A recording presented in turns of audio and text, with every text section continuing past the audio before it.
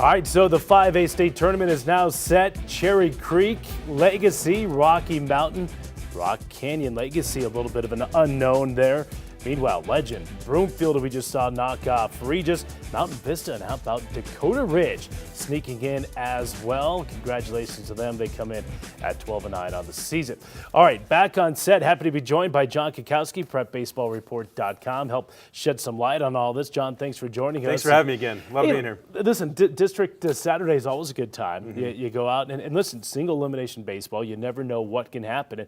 Let's start with Broomfield and Regis. Yeah. With Caleb Sloan on the mound for Regis Jesuit, and he got shelled. Yeah, it wasn't his day, unfortunately, for Caleb his senior year. He's such a great kid. I've gotten to know him a little bit. The family's a great family. And, I was actually really excited to see how that game was going to play out with James Notary, too, because he's a really good pitcher. I thought it'd be a 1-0 game, whoever won it, and ended up scoring a lot of runs. It was a 10-4 or something like that. Yeah, 14-4 the final, right? That's right. Yeah. So, it was one of those things where, it wasn't his day, but Broomfield, I've been saying all along, they're a really, really good team, and they've got the arms.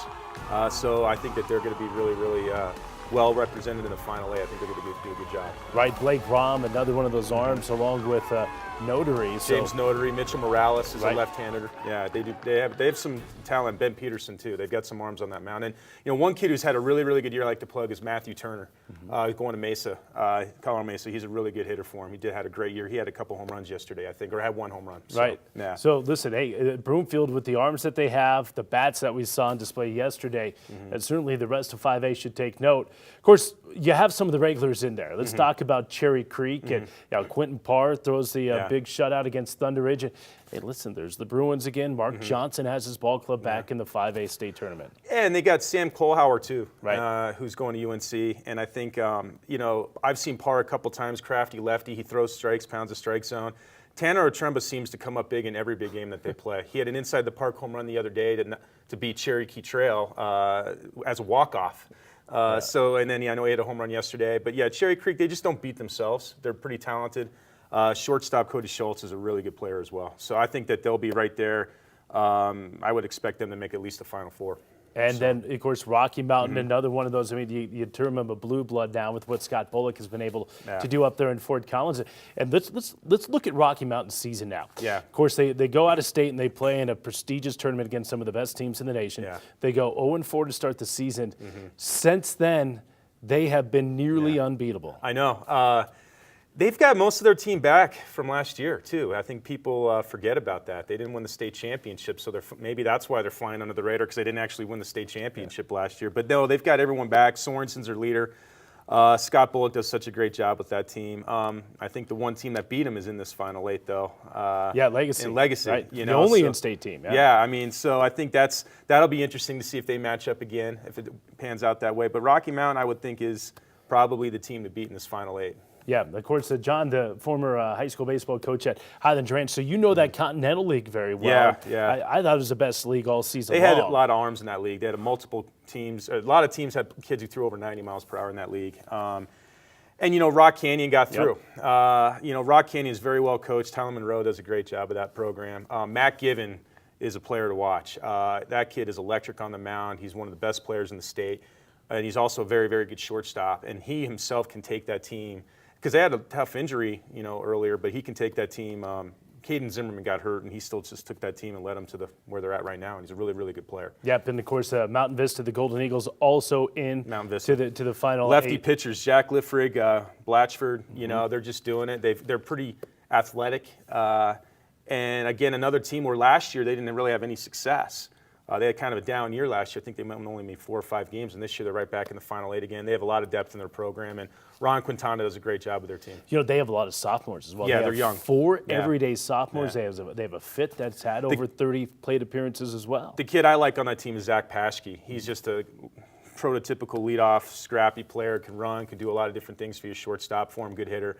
They got some talent, and it's kind of young talent, like you said. So, yeah, and then Legends, another team out of that Continental League that is also in to the Final Eight, and a lot of depth on that team. Boy, they were hammering everybody. Jordan Stubbings, that kid has had a heck of a senior year. He's led the 5A in almost every single offensive category. I think at one point he was not the Triple Crown leader; he was the 4-crown leader, because he led in everything: home runs, RBIs, batting average, and slugging percentage or something. He's a really good hitter.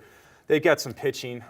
They've got depth in that team, and they're athletic. So Legend is someone you can't sleep on as well. And then how about Dakota Ridge and the job that Jeff Legault's team did? Nobody expected Dakota Ridge to be here, but Final 8, the Eagles are there. I love Jeff Legault, a good friend of mine. He's done such a great job with that program. He started that program, And what's really neat for Jeff is that his son's on the team now, and he gets an opportunity to coach his son in the Final 8 for 5A. Carter Ackerfeld is a great pitcher. That's a team, and Ryan Storr, they got another kid who can throw. So can't sleep on Dakota Ridge either. And Jeff Legault and their coaching staff, they've been together for so long.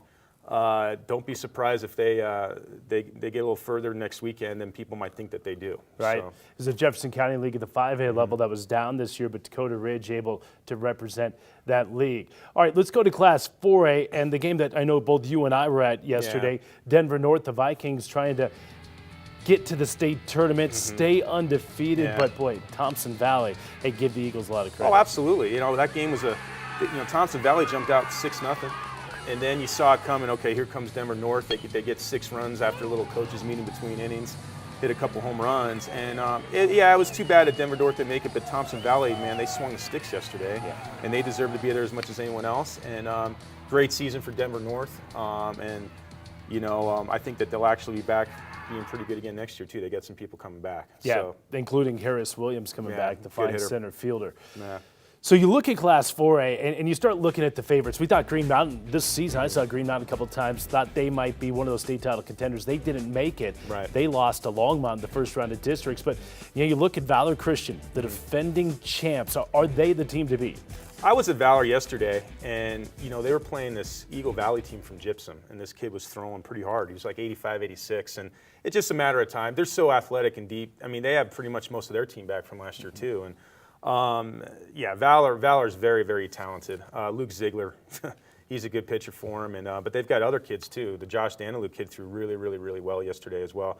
Noah Kuzma, the catcher, does a good job for him. Joel Pierce. It just seems like they've got names that have been there for a long time, and I think they're all coming back again next year. So Valor Christian is going to be right there. Then again, Pueblo West, a team that was right there. RJ Dabovich, the fine pitcher for them. The Cyclones are going to be there. And then, you look at Silver Creek, and I don't know.